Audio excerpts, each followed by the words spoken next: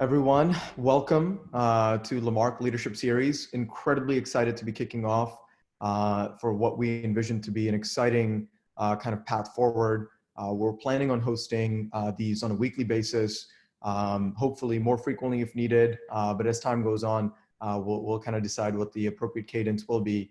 But I'm incredibly excited to bring a lot of our the conversations that we have internally within our teams. Conversations that we have with our clients, executives, and leaders just across the board. We really want to bring them to life. So what you can expect is a diverse set of topics ranging from how VCs and private equity firms are looking at diligence and looking to invest for the next horizon, to how privately owned companies are operating in the midst of COVID, to how small businesses are playing offense in the midst of uncertainty with COVID. And the list of topics go on and on. So I'm incredibly excited to be hosting. For our first one, we have someone special, Bryan, who's the founder and CEO of Lamarck Media. He's become a friend. He's one of the most special people that I've done business with and been in business with. His energy is completely unmatched with anyone that I've ever worked with. So Bryan, for the two people that might be on the call that don't know you, I'd love for you to do a quick 2-minute intro, and then we'll jump right in.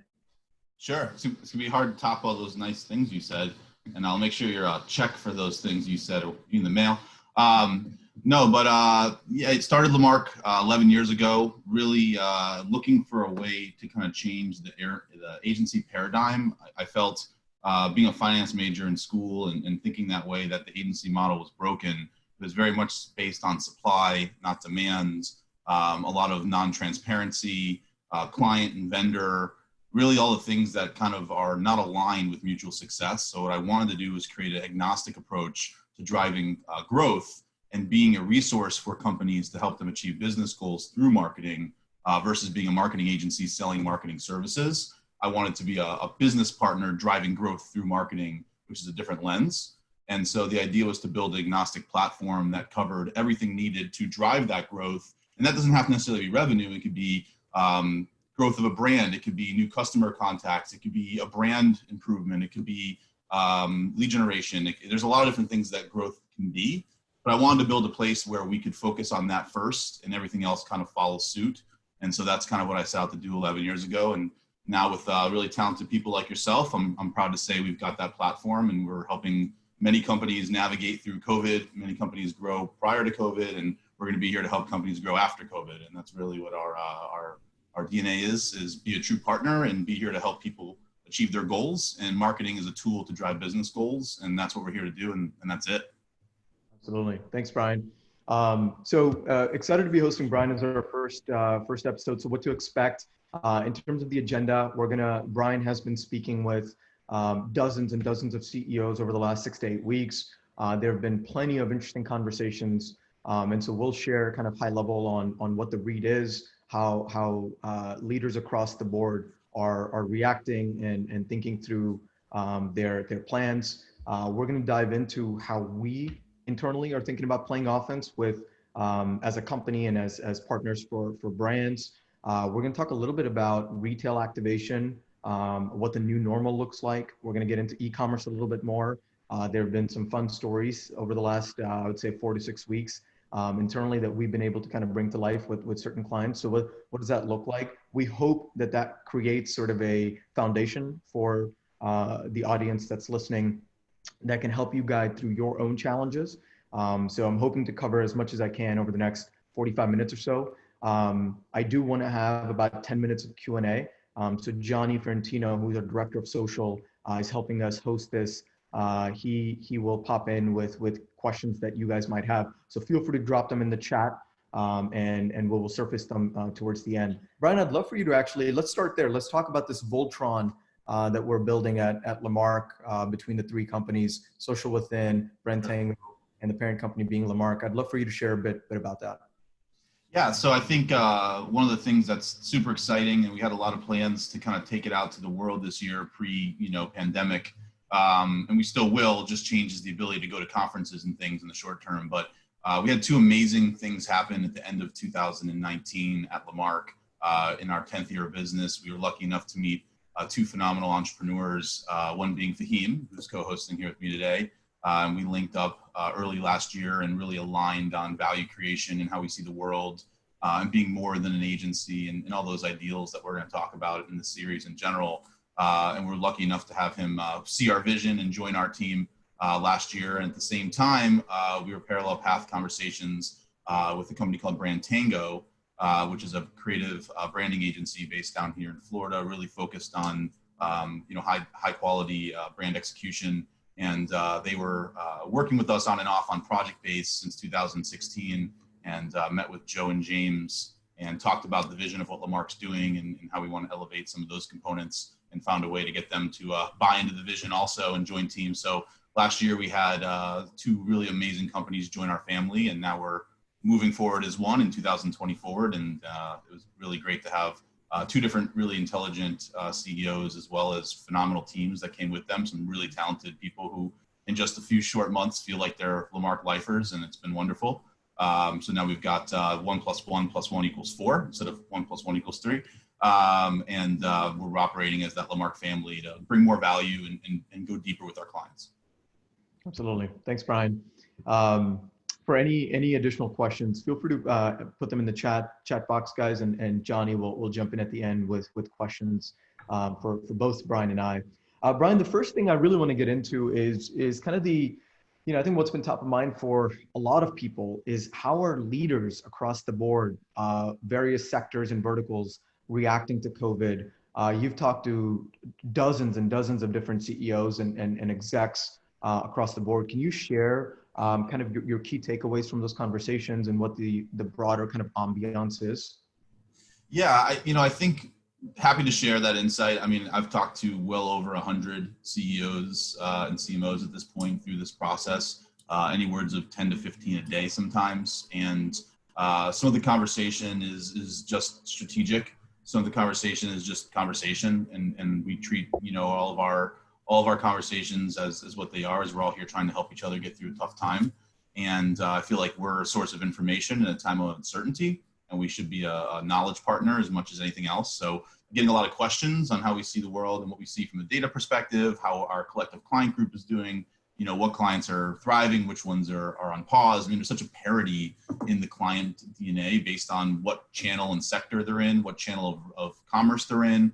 I mean, it's unbelievable how something like this can be so specific and so broad at the same time.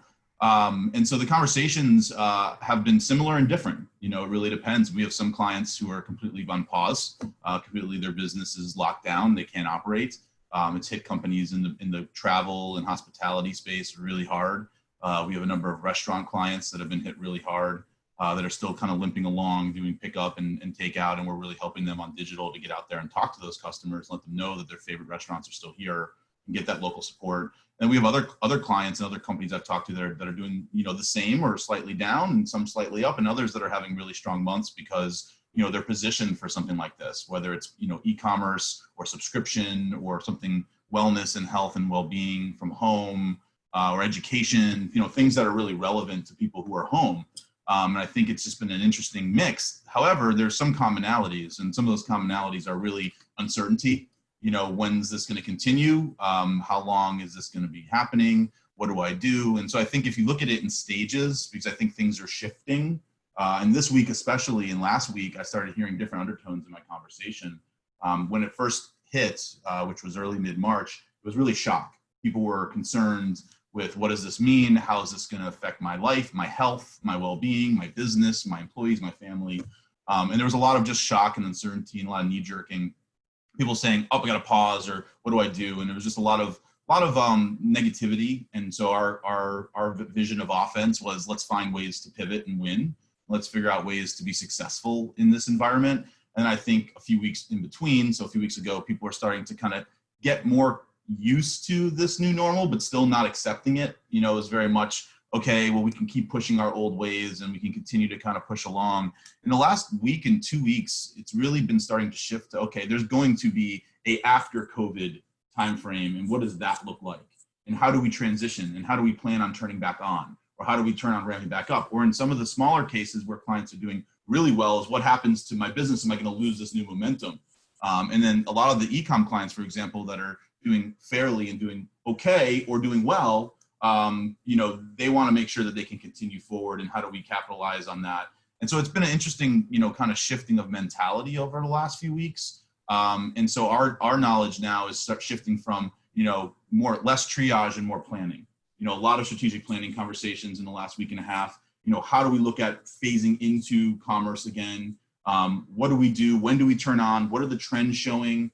That data center that the Austin team built out for us that links all of our clients into one place, and we can see trends holistically across a really large portfolio, has been super helpful in looking at those trends and what are CPMs doing and what are click costs looking like and what verticals are starting to emerge. And then as states open up and things start changing, how do we responsibly go back to market, knowing that we're capital conserving, but we need to go on offense and we need to drive business. So I think the conversations in the beginning was information and uncertainty, counseling and coaching. Then it became more of like steady state. We don't know how long this is going to be. And now there's hope that things are going to be changing because of some of the regulations that are happening and the virus is starting to get to a peaking position. People are now thinking, okay, what do we do next? What does May look like? What does June look like? What does July look like? How do we get back into that path? And how can you help us with that? Whether it's just advice or it's marketing services or it's business consultancy or it's just, just friendship, whatever it may be. But what do we do next? And how do we do that? And can we riff on that? Can we plan for that? And so my conversations have been much more strategic, which is great because that's where we like to live. Before it was more triage and kind of stopgapping. Now it's more of let's start planning and let's start pushing. And so I've been enjoying the last week and a half of conversations. I don't think anything's really changed yet, good or bad for companies, depending on where they are in this thing. But I think the mindset's starting to evolve to, okay, I get it. I don't like this. This is horrible on every level. I think everyone can agree with that. But I know that it's going to pass now at some point, May, June, July, whatever. How do we start thinking that way? And so now our planning conversations have really ramped up. And I think the mindset of the CEO, the entrepreneur, and even the executive teams are starting to get to like, I've been in this state for 4 to 6 weeks. I know what this is. I'm comfortable in my new routines as much as I ever will be. Now, how do we focus on getting through the next phase of getting back into commerce? And that's kind of been the sentiment that I've had over the last, 7 to 10 days. Yeah.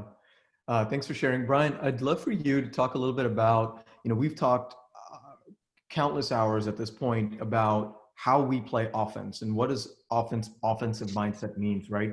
There are there are really 3 types of companies. There are companies that when this happened, they reacted in a certain way, pulled back meaningfully for right reasons on their end. There are companies that are saying, it is what it is. We're going to figure this out. We're going to get through this. On the opposite end, there are also companies that are saying, look, we're just going to steady and state this thing. Like a lot of our e-commerce clients are it's unbelievable. Our March and April results thus far have been better than what they've been in the last 12 months, right? Even better than Q4 in some capacity. Can you share a few examples of how we're playing offense or how brands in general are playing offense across a few categories? Sure. Yeah. And again, I think it's different by the company, by the category, right? So I think some companies, let's say, some of our clients that were pure retail, and I think we have a pretty wide variety of clients. I think part of the silver lining in our history, for those who don't know, we started as a white label shop for other agencies. So we didn't really pick our clients for the first 6 years of business. It allowed us to kind of become expertise in driving, outcomes, whether it's customers in retail, lead generation, e-commerce. We didn't really have like a niche vertical of we're an e-com company or retail company or an auto marketing company. We became just kind of a marketing partner. And so our client group or list is pretty diverse, our client base. And so I think we have a pretty good sample size of the different industries and categories. So I think, brands who are strictly retail, who are helping drive retail for them, needed to pivot. And we helped a number of brands pivot to e-commerce quickly, spin up quick sites or use the current sites they have, get online, get to the market fast. I mean, we have one, I'm not going to say by name, but it was amazing. In 24 hours, we had them fully live on e-commerce, which is incredible. Normally that's a 2-week setup process. So our team's moving and they understand the urgency, and I'm really proud of that. I think it's helping companies change their sales process because that market's changed, instantly. So I think getting people from retail, pivoting them to e-commerce quickly, helping them find resources, whether it's using Amazon for some of the shipping or can they ship internally as their 3PL partner, and being strategic and bringing those things to the table. Another relationship that I have, does skin and hair products. We talked about pivoting. Can you start doing, household cleaning and sanitizer and personal, antibacterial soap and things like that, and actually moving to things that people can't buy right now because they're sold out everywhere. So can you pivot your business there? If you're an in-person business and you can't pivot, can you move to lead generation and digital consultations and start talking to people through Zoom and being able to set those appointments up and do the initial stages and then schedule them out for May or June or whatever that may be? Can you switch to a nurturing program versus customer acquisition? So what can you do in this market? Also being thoughtful and understanding of what they should be doing responsibly as a business. I think that's one of the things that really differentiates how we think of the market is we're a business partner. That doesn't always mean spend money on marketing. That means do what's responsible for the business to maintain longevity. And that's how we win, because we want to be a long-term partner with these clients, or these partners. And so the idea is, what should you be doing? What should you be spending? What should you turn off? What should you turn up? Where should you pivot to? And it could be completely changing from retail to e-com. It could be completely changing your factory from manufacturing A to B, or it could just be changing your media mix model and reducing certain things that aren't going to work in today's market and increasing certain things that are, and trying to rebalance that way. But I think that, holistic business thinking, start here on the business level and then work downward to what works for you in this market now, and then be prepared to pivot back once these things change. I think that's the best way to look at this thing holistically and responsibly, and not missing opportunities, because there's been silver lining in this thing business-wise, with companies who found pockets of creating new customers that they never would have gotten if retail was still open. Connecting with brands and being able to show them that their brand may not be in stock at the store that you can go to, say it's a supermarket, but I can give you a really great product that we feel is better right in your house at the safety of your home. And I'm willing to give you a good deal and a great promotion because I know times are tough and I'm going to get that product right to you by tomorrow or by the next day, and taking an opportunity to make a relationship. And so I've been telling clients is let's make relationships. Let's go out there and help people in a time of need. Let's show them the value of our products and let's get that to market. And that's the goal right now. And so I think that mentality per se has really been something that's been really well received and it's been working. And I think some of our clients just changing messaging who are in e-com to something relevant to the current market has made crazy impact. Companies that were looking to hit certain goals and missing, and then just tweaking the messaging and the creative to make it related to what's happening today. And all of a sudden we're hitting the goals, right? And so it's not always about more budget, and it's not always about, the media optimization. A lot of it's just business strategy. And that's our job as much as anything else, because in the end of the day, we're all marching to the same beat. We're all trying to get to the same place. Yeah, no, I love that. I think of two examples that come to mind. So we work with a swimwear company, and their products are very much geared towards kind of men's swimwear, surfer style. And we had this conversation probably beginning of March where we're just like, look, we don't know where this thing is going to go. So we should probably have kind of insurance creative is what we called it. Which is essentially the products are multidimensional. They're incredibly comfortable. They're multi-purpose. They have all the key benefits that I would want if I'm going outside for a jog or just hanging around the house, lounging. And so we pivoted the messaging to more at-home kind of fitness, hanging around the house. And it's unbelievable what that's done. We're not even talking about massive shift in business strategy. We're simply talking about making the unique selling point of the product multidimensional. There's another, I think of another boutique. It was actually historically a luxury retail. They have an e-commerce program. And, I think about this often. Today's April 22nd. I often don't check the dates anymore. All I know is that today's Wednesday and tomorrow's Thursday, right? And so a lot of us are living life kind of day by day, hoping for things to get better.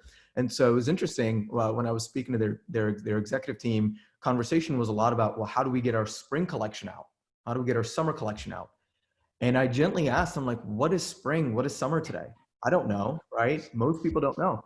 And so something creative that we did was we said, let's have a work from home collection, WFH, right? And so literally taking, for people that are listening, taking your existing videography and photography and adding some text overlays and just being very creative in that sense has been a fundamental shift. I mean, return on ad spend is up, customer acquisition costs are down, and that's giving not just a category lift, but also broadly speaking, like a business lift for them. It's always funny though, with apparel, we've seen an uplift, kind of an upside trend with tops and not bottoms.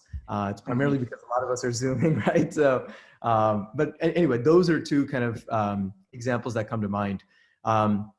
Bryan, I think relevancy, just to add real quick, I think relevancy to the market is important. I mean, people get what's going on. We're in an unprecedented time and there's such horrible things happening, and you turn on the news and you see so many things that you just don't want to see, and it is what it is. I think not ignoring that is important. You don't have to overplay it. Like if you notice, every TV commercial now is about COVID, every commercial. You know, I think it's almost overkill in some areas. In some areas, it's totally relevant, especially if you have something that's helping people during this time, something extremely relevant to it. But it's better than having it completely irrelevant too. You know, I was actually talking to a really amazing partner who I think's listening, and they brought up like an Angry Birds or a Candy Crush commercial or something. It was like escape all, you know, get some alone time. You know, and it showed them like escaping the office and hiding out. Like no one wants that right now. No one wants alone time. You know, so like that commercial just doesn't work. You know, so I think it's making sure the creative and the message is relevant. You don't have to go all in on what's happening, but you have to be relevant. And people have to be able to relate to you. That's not just the now time. That's always, you want to have an audience, a message, and a product and a destination that all align. And you want to make sure those are all, you know, one congruent conversation. And that's differentiated messaging. That's what it is, right? And so you can't talk about something that's completely irrelevant to the time or to the audience ever and be successful, especially now. You know, especially now. If that commercial, you know, is about doing something you can't do, I mean, that could have a negative impact, right? So I think it's important to be relevant. To your point, you know, spring collection, to go out and show off your new wardrobe probably isn't a good talking point right now. Probably should focus on how do you look your best from home, you know, dinner dates in the living room, like how do you adapt, you know, make it a movie night at home, you know, things like that are relevant. People can relate to it, because if it's unrelatable, then there's just no connection, right? Absolutely. Cultural relevance is key. I'd love to talk about this thing that we often wrestle with, which is growth versus profitability. So every leader we've ever spoken with, and we ask them the question, what do you care about, growth or profitability? And the answer is always yes. Both. All the above. All of the above. So Bryan, walk us through your framework for how, you know, in the midst of COVID, particularly for brands that are doing relatively well and defying gravity, how do they cope with this question of growth versus profitability? Yeah. I mean, it's always the straddle between efficiency and scale. It's always the conversation. It's economics 101. It's, you know, what's the value of an incremental customer worth, and at what point is that customer not worth acquiring? And so I think, you know, every conversation we have, because we start with the business first, right, is, you know, what are your cost of goods? What can we afford to spend? And what are your goals? Do you want to grow scale? Let's go out and get market share. Let's create new customers. Or do we want to have efficiency and have high profitability? What is the goal? And to your point, every client says both. And then we counsel them to say, let's pick a goal, and let's kind of, you know, straddle into both sides, and we can, you know, scale, pull back, get more efficient, scale, and kind of work our way into a both scenario, because many clients we have do get both, but it's generally you're focused on one or the other. And right now, I think, again, it comes back to the business goals. If you have a lot of, you know, the initial gut shot, I would say, let's go out and get scale. Let's get revenue. Let's make customers acquisition happen. Let's get out there to the market. Let's get market share. Let's build those relationships. And that's ultimately my overarching answer, is we want to go out and create relationships. So post this, we have all those customers who've benefited from us. And so what does that mean? Can we offer them a promo? Can we offer them something unique? Can we give them a value, because times are tough, money's tough. Everyone's being conscious, and they rightfully should be. A lot of uncertainty. So I'm telling clients who can afford it to go out there and get aggressive and create relationships and bring value, right? And give them, you know, Black Friday-like sales sometimes during these times, and brighten their day and find them ways to make things more affordable or more valued, right? Flip side, though, is there's a lot of underlying information that you wouldn't know, you know, kind of assumptively without talking to the brand and to their executive team or to their leadership and saying, okay, e-com's doing great. Let's use an example where an e-com client's winning. What does the rest of the business look like? If you're heavily weighted retail, can the e-com revenue subsidize all the retail expenses that you have from an overhead perspective, right? And so you may need to straddle that conversation and make more profitability happen to subsidize your warehouse expenses, you know, or things like that that we just may not know about. If you think about retail, is, are there other costs that we don't see as an e-com partner, for example, on an e-com brand? And how do we balance that? Or are we also working on both sides of the business, omni-channel, which we have many clients where we do their retail and their e-com, and we have more visibility. But I think in a vacuum, right now is the time to create relationships. Show people you care, do the right thing, get customers. Other brands aren't doing it. Other brands are dormant. Other brands can't sell. And now is an opportunity for you, if we can pivot and can get you to customers, to go out there and get market share and go out there and create those partnerships that could last lifetime. The lifetime value of a customer is far more valuable than the acquisition first-time transaction. So if you can give them a good value and they feel like they're connected, and you can create that relationship on a brand that maybe someone would never have switched shampoo companies before, but now they find something they really want. Or someone wouldn't have switched, swimwear brands because they had a brand that they liked, but they can't get that brand, or that brand's not offering a value, or they're not connecting. And now this brand comes in and says, hey, we care about you. Here's an opportunity to try us out.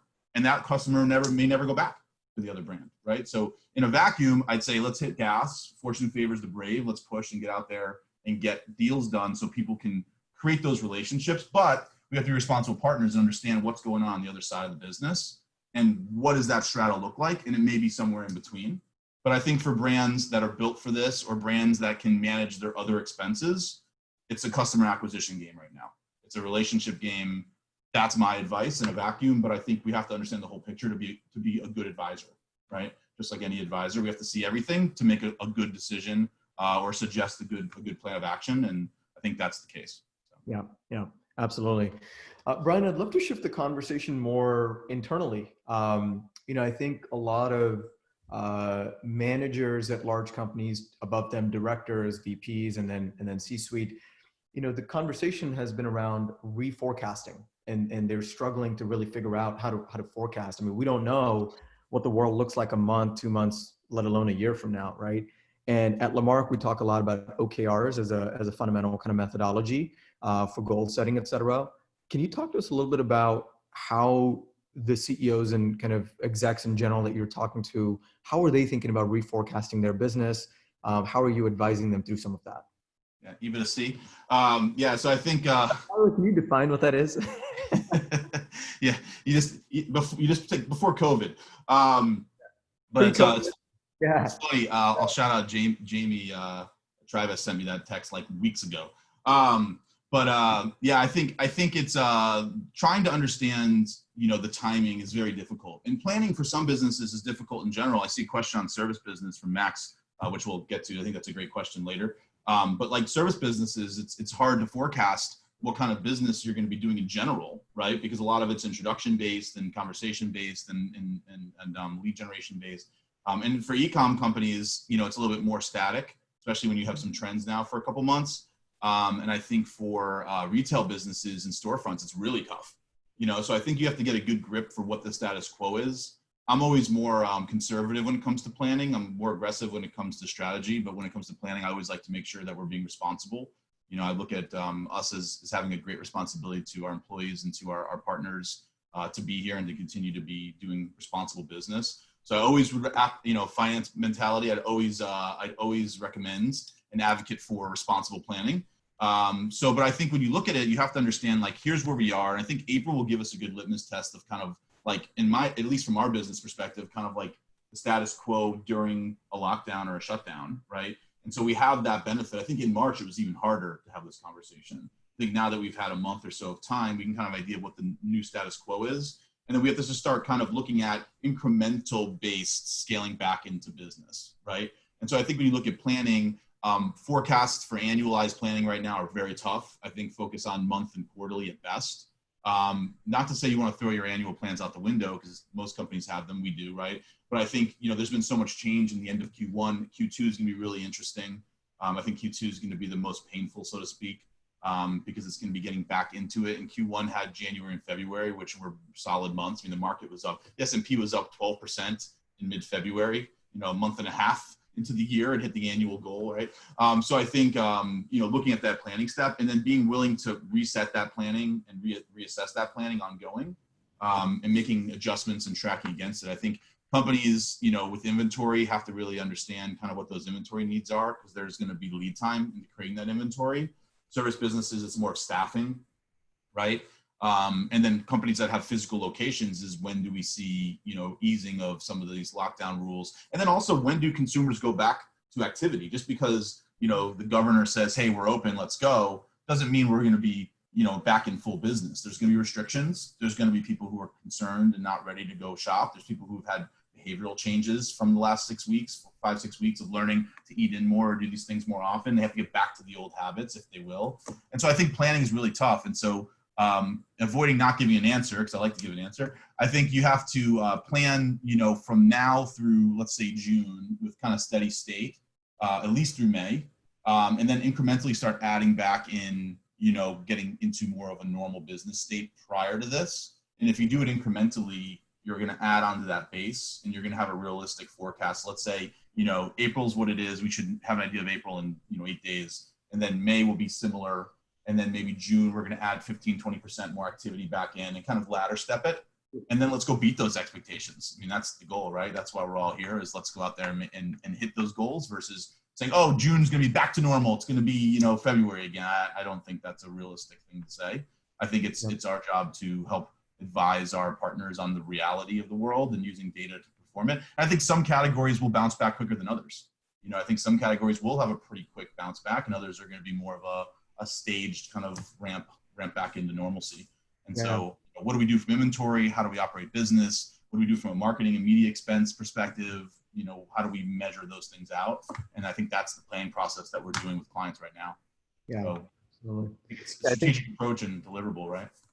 Absolutely. Yeah. Thanks for sharing. I think, something that we've talked a lot about with a number of our clients is you want to have a best case scenario. You want to have a realistic scenario and then the worst case scenario, right? And anything that's realistic and best case, you should have kind of be incremental in terms of goal setting. So if you have X, then try to go for X plus 2 or X plus 5 or whatever you're comfortable with.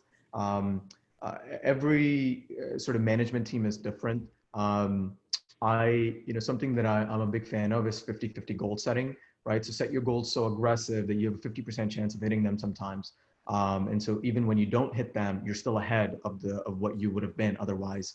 But again, for people listening, if you are a manager responsible for your team's goal setting or director and up responsible for organizational wide, it's important to be thinking about the concept of forecast.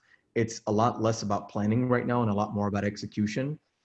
Agility, being nimble, being able to move left to right, front to back as quickly as you can, because I think ultimately your ability to move fast is going to help you build up the competitive advantage that you need.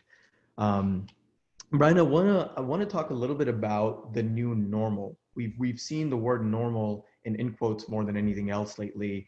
And so as we're thinking about the health and safety of people and just like for leaders around the world as they open back up, what does this new normal look like as people go back into the office? Talk to us a little bit about what you're hearing and kind of what's top of mind for you.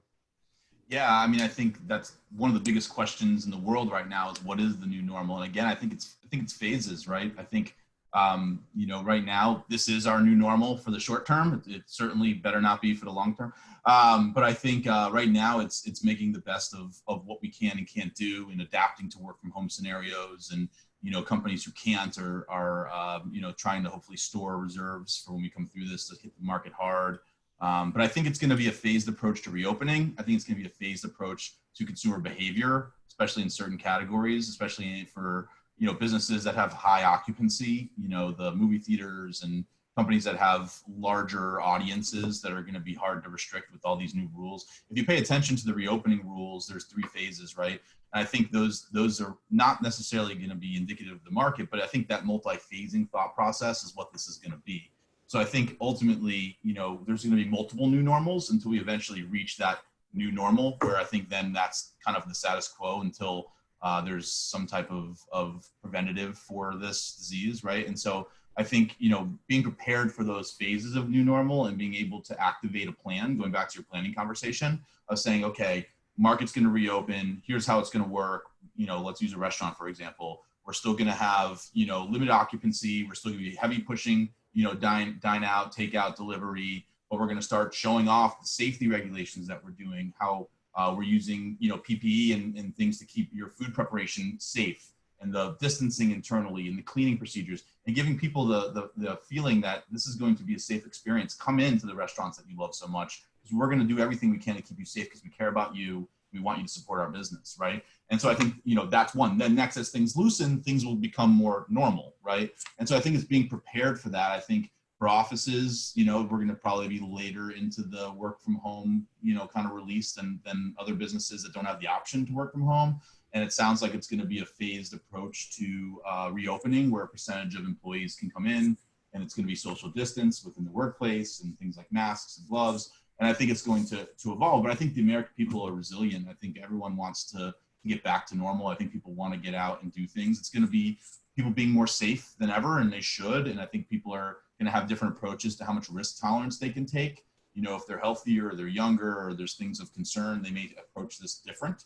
If they've already had the virus and they have some, you know, hopeful protection, maybe they'll approach it differently. So I think the new normal is going to be phased into, and I think it's going to be a number of phases. And I think the key to being a successful business right now is adapting to that. You know, service businesses, can you take consultations via Zoom and you know, WebEx or whatever? Can you reduce the in-person connection until that gets further? Then can you do it with distance, right? Then can you do it under very safe, you know, kind of touch rules? Like if you're, you know, a barbershop, how do you cut hair from 6 feet away? You know, people are going to need haircuts. So how do we do that safely? What does that equipment look like? And I think being prepared to adapt your business with these little micro pivots, so to speak. Right now it'll be a big pivot, but eventually they'll keep kind of tweaking. Being able to provide that adjustment as things change and being that resource and that thought leader is going to be huge. So if you can figure out like, hey, when I can do this, here's how we're going to approach this. When I can do that, here's how we're going to approach this, and continue to bring that thought process to your customer base. I think that's going to ultimately give you the best chance to be successful, because if you're a customer and you're going out to a location for the first time and you have a good experience and you feel safe and things are working again, you're remembering what it was like a few months ago, you're going to come back. If you go and you don't have that experience, you're probably not going to go anywhere for a while again, and you're going to reset that timeline for yourself.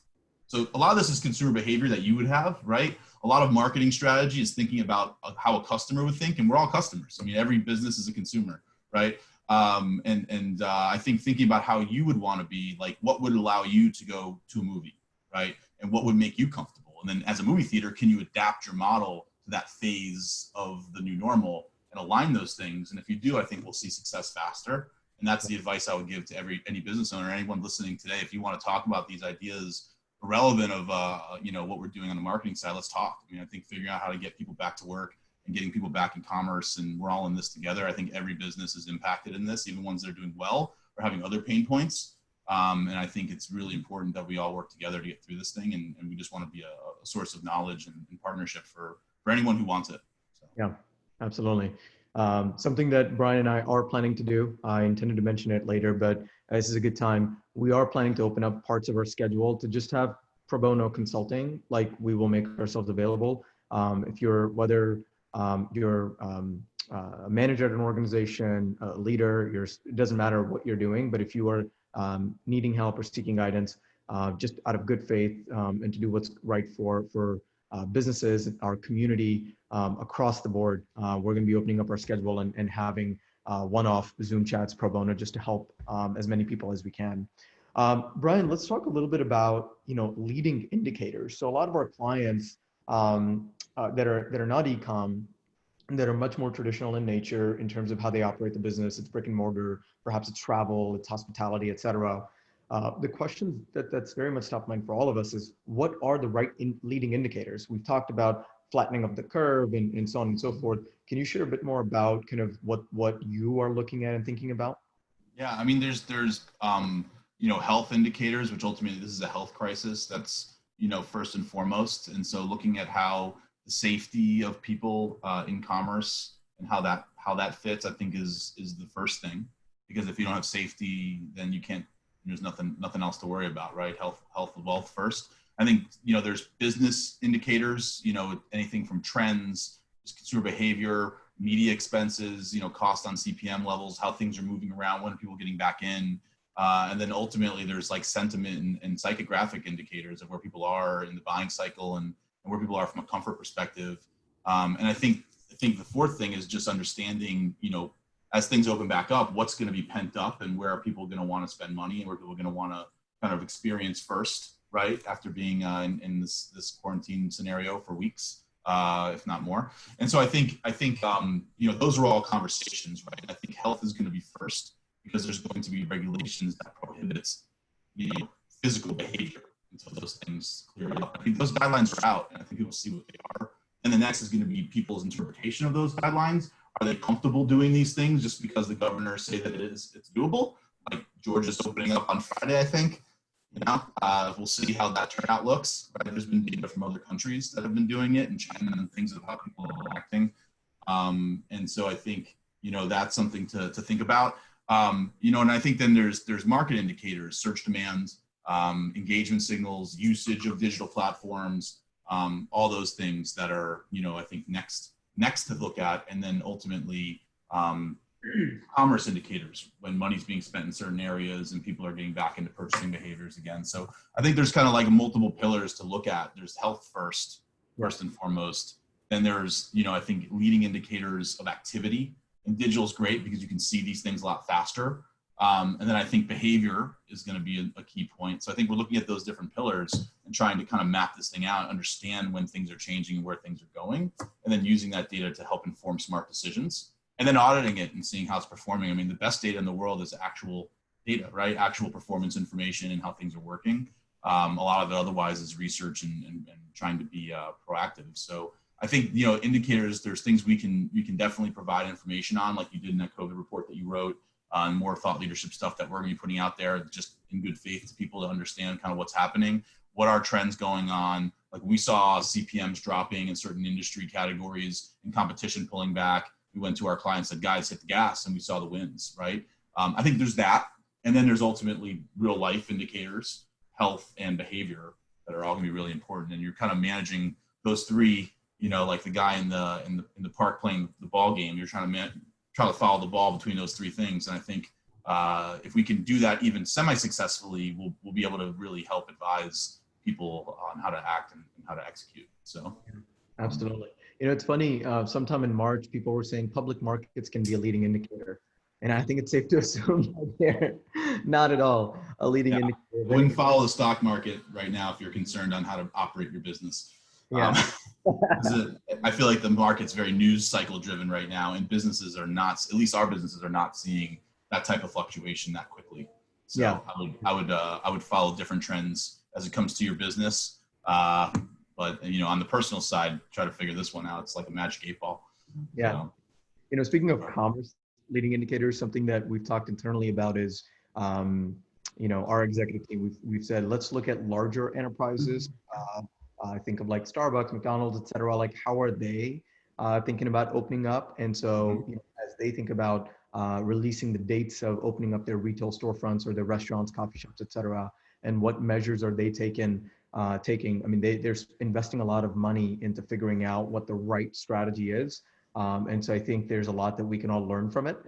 So I think that's kind of very nuanced, but particular indicators that I'm focusing on and thinking about. So I recommend that for the audience as we're thinking about this. I would say one more quick thing. I think if you're thinking about indicators, I think it's important to also look at your product or service and the demographic that you serve. Because I think they're going to have different behaviors as far as this goes. And so I think, one, the format of how your commerce is important, whether it's e-com or e-tail or retail or service, whatever that format is one thing. And then who your demographic is and how they look at this situation. So I think the differentiated messaging, differentiated audience is more important now than ever. It's always important in marketing. One of the keys to reducing waste is differentiation between audiences and leveraging data to talk to the right audiences about the right things that matter to them, that relevancy. But I think now more than ever, because certain categories are going to have an opportunity to bounce faster than others. And certain categories are going to want to continue trends and momentum that are doing well. And other categories are waiting for the doors to physically open. So I think those indicators are going to be different in each subset of commerce. And I think it's really important to not lump it all into one strategy. I think it's different by every single one of those different scenarios. And so I think it's important for business owners to really think about their business, who their audience is, how does that work, and really get micro on this thing if they want to be able to map it better. And that's what we're doing. 100%. Bryan, I want to talk a little bit about you personally and just in general, like, as we're looking at the framework of this and the time horizon, we don't know. It's already been, I think, a month and a half, 2 months now, and then there's probably another couple of weeks ahead of us. How are you kind of thinking about your mindfulness and wellness? Talk to us a little bit about you. What activities are you doing to keep your energy levels high and to keep yourself engaged? Yeah. I got a 7-month-old and a 3.5-year-old, man, so I don't need much to keep me energized and engaged because they're moving. Both of them are moving at a fast pace. No, I think, look, I think when we talked a little bit earlier about like different stages and coming into, comfort. If you look at the stages that have occurred, I think the first few weeks, it was very uncomfortable. We even talk about in our stand-ups, the company, it's like, I think it was week 3, everyone's like, all right, starting to get the hang of this thing. The first couple of weeks were kind of shock and off, and I'm not used to it. And even personally, the kids were barging in on my first week of calls, and I had to establish better ground rules. And, I think so now we're in a state of lack of better word, homeostasis with the current status quo, right? We kind of understand where we're at, right? And so now I think it's important to make sure that you're not giving up those good habits you had and bringing in some new good habits. One thing I'm doing, and for 11 years of running Lamarck, my lunch breaks were spotty at best. I took an hour for lunch generally when I was having a business meeting somewhere external of the office. In the office, I usually would just eat in any kind of small gap I could find, some, kind of delivery meal that we were having from a food company. And now I said, you know what, I'm going to take a break. And I can tell you it's been wonderful for me from a mental standpoint, getting that reset halfway through the day, recharging, eating, resetting, having a little bit of a Zen moment, and then powering through the rest of the day. I think we're taking a lot of walks. I think a lot of people are doing that, socially distanced, of course, but getting out of the house, getting some air. If you've got a backyard, getting outside, getting fitness back into the regimen. If you dropped, some people have been using this really well to get fitness up.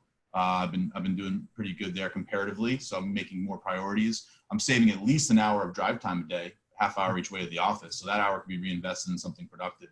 And I think getting back into the good habits and picking up a couple new good habits is a good way to look at a self-reflection point during something like this. I've had a lot more time with my kids. Like I can tell you, my 7-month-old, over almost the last 2 months, I've seen so much more of him that my connection is so much different than it was with my first kid.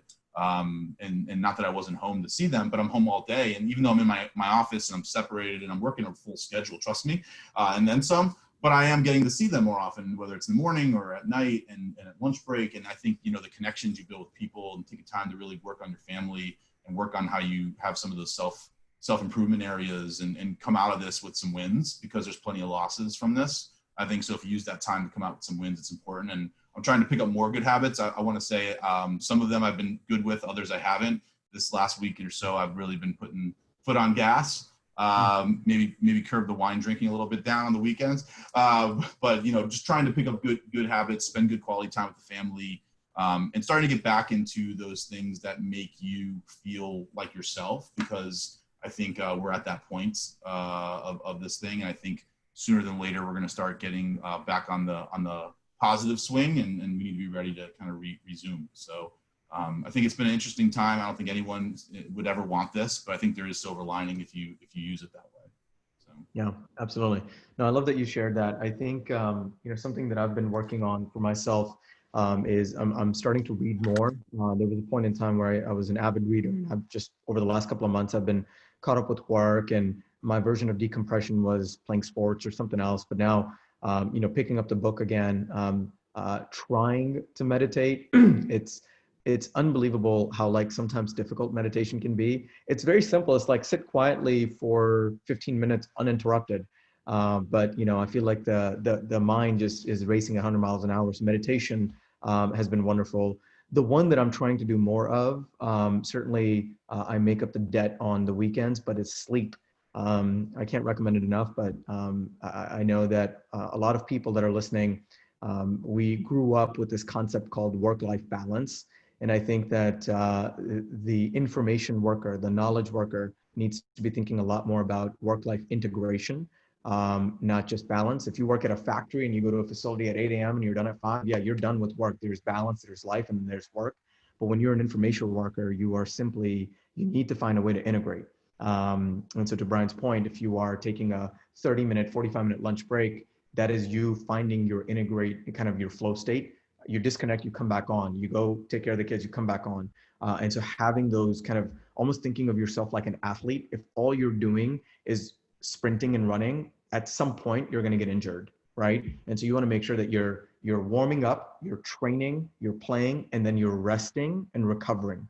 And so you want to make sure that you're thinking actively about that. And then one other thing is online education. Guys, I can't think of a better time to invest in yourself. Right now is that time. At nights, on the weekends, whatever you're comfortable with, invest in building yourself up. Do whatever you can to make sure that you come out of this thing a better version than you came into it. We can't control the macro environment, but we can control what we do every day. And so invest in yourself, invest in your well-being. And I promise you, whenever we're behind this thing, you're going to be a better version of yourself, and you're going to be proud of what you achieved in the midst of a crisis. That said, I'd love to open up for Q&A. We have about 8 minutes left or so. If there are any, and I see a Q&A section, Johnny, do we just go through these Q&As? Do you want to ask? Yes. So we have some in the Q&A, and we also have some in the general chat. Fire away. Yeah. So the first one coming from Max. Bryan, you already kind of saw it and alluded to it earlier. So kind of his questions around, what about service-based businesses? What do you recommend to engage with your customers if you can't offer Black Friday type sales? Faheem, you want me to take it? You want to take it? No, please go ahead, Bryan. Sure. Yeah, I think it's the concept's the same. Is you want to create those relationships, right? When you're looking at a service business, it's more of a lead generation opportunity now than a customer acquisition, because you may not be able to actually do something. And I think service-based businesses, people are paying for expertise or looking for expertise. That's why you're here. There's a consultative component to any service-based business. So I think being that consultative partner, whether it means revenue today or it doesn't, is really important. That's something that I told our whole team is, right now what we do in this pandemic will be how we define ourselves to the world and what we do for our clients, and show them that we're partners. And we don't just say we're partners, not clients. Like, let's be partners. That's why we're here. And that doesn't always mean revenue. That might mean information. That might just mean, perspective. That just might be someone to speak to and giving them some shared insights or other things that are working for other people. And we want to be that partner to our clients. When they look back at this thing, they say, wow, look what Lamarck did during this time. They did the right thing. They were there for us. They cared. And they're human. And I think that is an opportunity to create relationships in a world right now where you can't touch and feel much. I think having that interaction is priceless. And I think Zoom's an interesting way. Like, I'll tell you one of the other habits, like, I did so many phone calls for so many years. I'm absolutely going to be doing more Zooms going forward.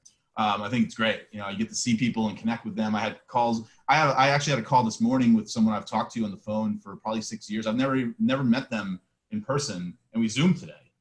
And that was never an ask before. And he's like, finally good to see you. I'm like, it's great to see you. I haven't seen you in 5 years.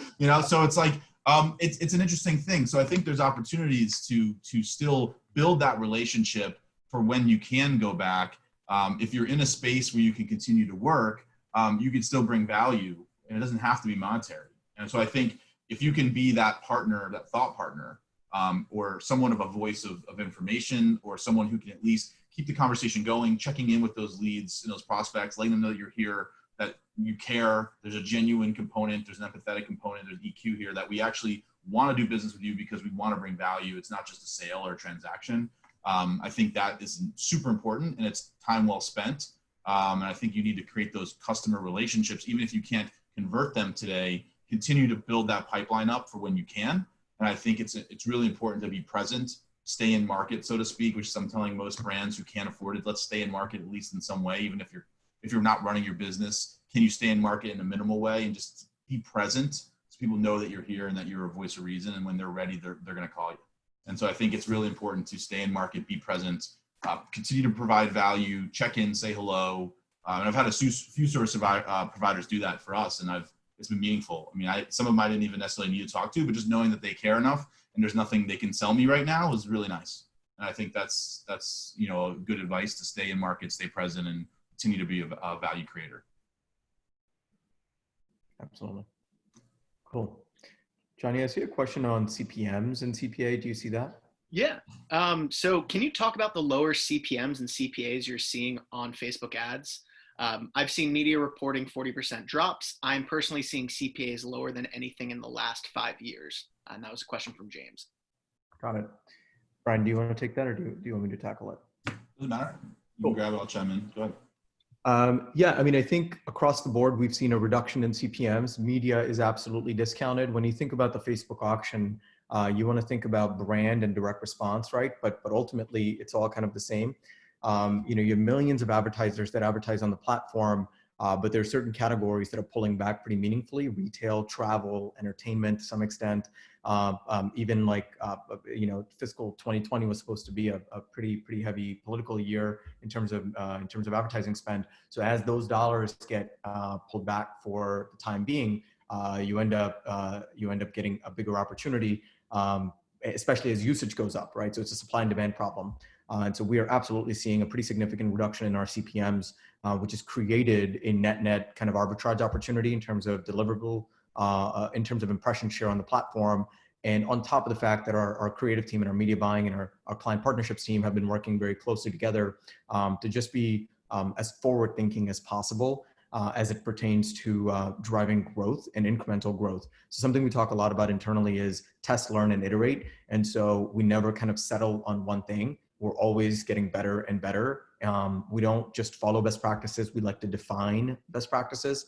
And so we've been working internally to make sure that we recognize that the media is being discounted to some extent, which is causing a direct correlation with a lower CPA to some extent, assuming all else equals. Sometimes that doesn't happen, but assuming all else equals. And then on top of the fact that you leverage smart creative, culturally relevant creative, to Bryan's point earlier, great media buying techniques, and just good partnership, all of a sudden magic starts to happen. And so we're absolutely seeing that. One quick add, I think, also is, to the point of arbitrage that Faheem brought up. I think, if there's one thing we have been seeing is in some categories, conversion rate going down. However, if CPM goes down and CPC goes down, cost per click and cost per thousand impression, you can arbitrage that. So if like demand shifts downward and even purchasing intent shifts downward, but the cost to reach a customer goes down more, with intelligent media buying, you can beat that average because there's a positive arbitrage. One thing we also have been seeing is an increased average order value. I think almost across the board, people are being more choosy on what they buy. When they buy it, they're buying more, and that's a combination of better offers. These people are getting more aggressive and following that, and also just being willing to spend more with a different partner or less partners. So I think if you look at it, if CPMs, I think the question said I've seen them as low as 40%, which we've seen. Other categories, it's been 10%, some it's been 50%. It's been all over the place, right?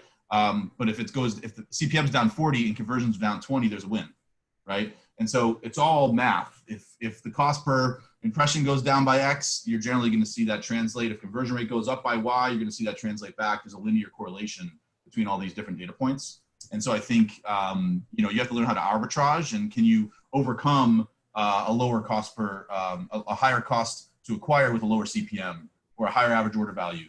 And can you arbitrage those things positively? And I think that's what we're seeing. I don't think any category, for the most part, maybe a couple that are really endemic to what's going on, have had positive in every single category, right? I think it's, more positive media buying opportunities has been able to offset worse conversion, or higher order values has been able to offset more expensive customer acquisition costs. Right. And so I think it's finding those gaps and then arbitraging them, and then using data to overcome them through increasing your offer value or doing things to offset those metrics. But there's absolutely an opportunity in the market because all these other advertisers are pulled back or off. And to Faheem's point, political spending, and what was it during the primary Democrat, like $500 million in 1 month from Bloomberg alone? That was crazy. Yeah. So, I mean, there's opportunity on the table. There's inventory. And so, in arbitrage, you're in a good spot. Absolutely. Cool. Johnny, any other questions? I know we're at time, so I wanted to wrap up, but happy to take one more if needed. Yeah, I mean, we have one more, and it says, what do you think restaurant businesses can learn from Chipotle's success with a 3% comps in Q1, primarily due to digital online ordering? Bryan, go ahead. You want to take that one? Sure. Yeah, chime in. I think, look, there's behavior changes that are happening due to COVID that I don't necessarily think are going to change.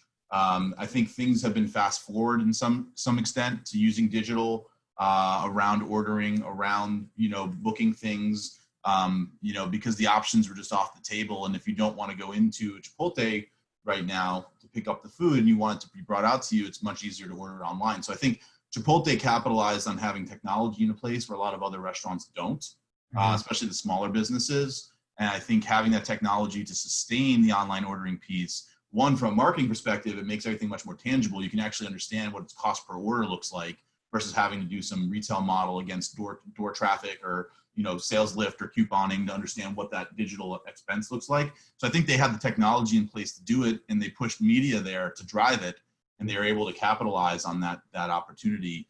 And again, you can't plan these things, and hopefully we'll never have to deal with this again at some point. But I think, they had a technology platform that was ahead of most competitors, and they're able to leverage that to drive online ordering to offset what should have been down to only 3% differential, and so they're able to maintain and even grow a little bit using the technology platform that made sense for what the market's doing right now, and not being able to go into restaurants or not wanting to go into restaurants, having a digital touchless option was a huge opportunity, and they're able to hit the gas because they were ahead of the time, so to speak, from a digital perspective. They're able to manage the marketing spends and determine what they should spend based on return. And I think they were well positioned, and they hit the gas, and they were able to beat the curve, because most restaurants are down pretty significantly right now, even with online ordering and takeout. For most small restaurants or medium-sized restaurants are down very significantly. It's a really tough time for them, and I think Chipotle had the technology, the capital, and the infrastructure to make this thing hit for them. So I think they were in a good spot, and they were prepared. For sure. Wonderful. This concludes our first official Lamarck Leadership Series. Bryan, thanks so much, man, for jumping on. Really appreciate it. I'm sure the people that were listening in are gonna appreciate this. And I'm super excited to be co-hosting these with you. I know you're gonna do some of them. I'm gonna do some of them, but I'd love to co-host these with you, because I think we'll have a really, really fun conversation with a number of people that we have lined up. The exciting lists of our guests are to be revealed in the near future, but we already have a phenomenal bench of wonderful people that are doing some pretty interesting things. So everyone, thanks for tuning in. Really appreciate it. And we'll let us know if you have any questions, and we're here for you. Thanks, everyone. Thank you guys. Really appreciate it. Stay safe. Bye, everyone.